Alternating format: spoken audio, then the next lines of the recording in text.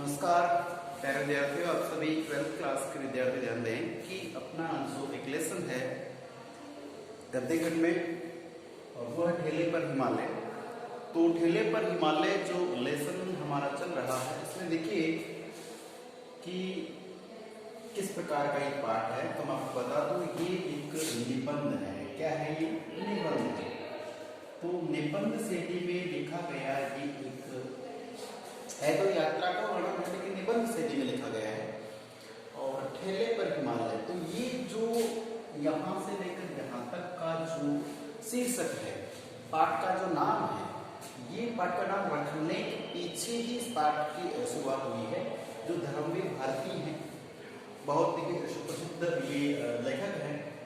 और देखते हैं कि ये जो निबंध लिखते हैं तो इस निबंध की शुरुआती जो आप पंक्ति पढ़ेंगे पाठ में तो आपको लगेगा कि एक तो धर्मवीर भारती स्वयं और एक इनके मित्र हैं। दोनों मित्र पान की दुकान पे, काय की दुकान पे पान, जो कट्ठा वगैरह लगा के पान खाया जाता है, तो जैसे बात छोटी बड़ी दो दुकान हो सकती है, पान की कोई दुकान है, वहां पे ये दोनों मित्र बैठे हैं, खड़े हैं, जो भी बात कर रहे हैं ये। और बात करते करते क्योंकि पान की दुकान जाहिर से बात है किसी स्टैंड या बस स्टैंड या रोड पे होती है, तो वहां से एक जो ठेले वाला गुजर रहा है, वो ठेले के ऊपर उसने बर्फ की सलियां लाद रखी है, यहाँ से वहां ले जाने का प्रयास कर रहा है। तो ऐसे में देखिए कि जो धर्मवीर भारती हैं उनकी नजर पड़ती है, वो करे अरे देखो मतलब ये क्या जा रहा है। तो जैसे देखा तो ठेले पर बर्फ, तो बर्फ से प्रतीक होता है हिमालय पर्वत की बर्फ, जो विश्व प्रसिद्ध है। और बिल्कुल श्वेत रंग में हिमालय जो बना हुआ इतने सुंदर, उसकी सुमेधा है, अच्छाई है। तो उस ठेले पर ही बर्फ को देख करके इनके जहन में, इनके दिमाग में एक शीर्षक उभरा।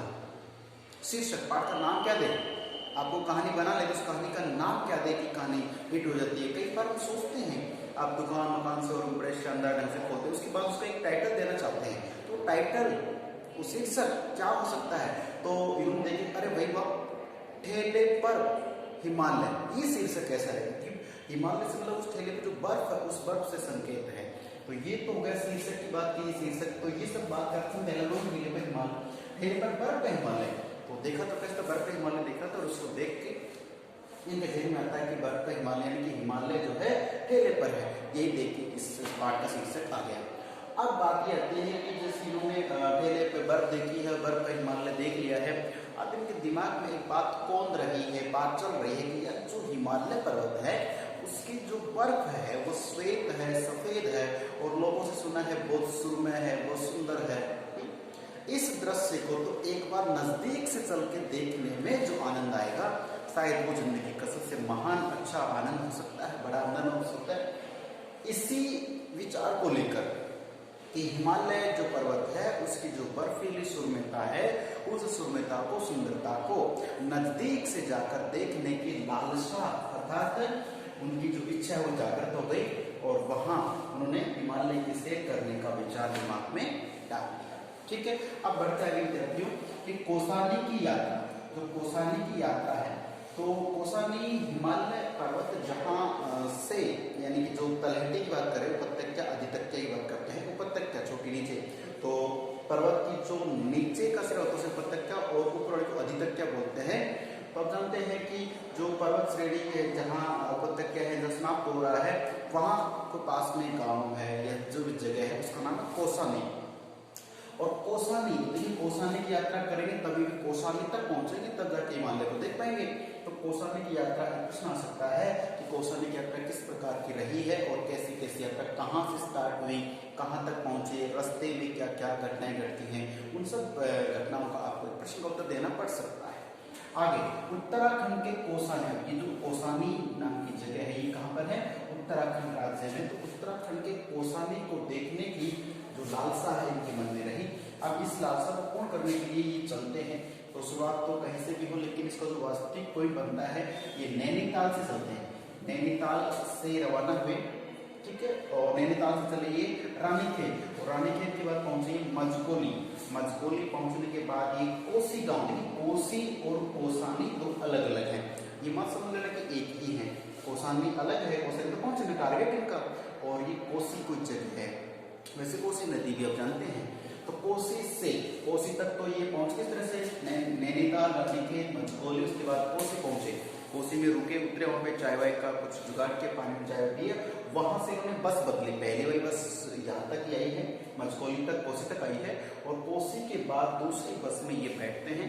और बैठने के बाद वहां से कोसी से बस बदल कर उन्होंने क्या किया कि कोसाने के लिए चल पड़े। कोसी से बस बदल करके कोसाने के लिए चल पड़े। अब देखिए यहाँ हम बात करते हैं कि एक छोटा सा बीच में एक प्रश्न आता है कि लेखक देखिए अकेले जाते नहीं, क्योंकि बोर हो जाते हैं, कुछ बोलना चलना है, तो जो लेखक महोदय द्रविड़ भारती हैं, इनके साथ एक तो शुक्ल जी हैं। अब शुक्ल जी तो वही है आचार्य रामचंद्र शुक्ल, ठीक है, तो शुक्ल जी साथ में है, एवं वह एक चित्रकार भी है, फोटोग्राफर चित्रकार हैं, वो साथ में ही हैं। अब उनके बारे में प्रश्न आता है कि जब इस व्यक्ति से इनका सामना होता है, रूबरू होती है, तो इस व्यक्ति का ना द्रविड़ भारती में थोड़ा सा खाका खींचना, उसकी वेशभूषा, रूप सौंदर्य के बारे में बताया है, किस तरह से दुबले पतले, तो इसके बारे में आप जरूर पुस्तक में पढ़ना कि जो चित्रकार होते हैं ये कौन है, इनका नाम क्या है, कैसे दिखते हैं, ठीक है। ये बीच में प्रश्न आ सकता है छोटा। तो ये है पहाड़ी, अब ये चल पड़े वहां से। अब यहाँ देखिए कि पहाड़ी रास्ता है, प्राकृतिक सौंदर्य से सुहावना बनता है।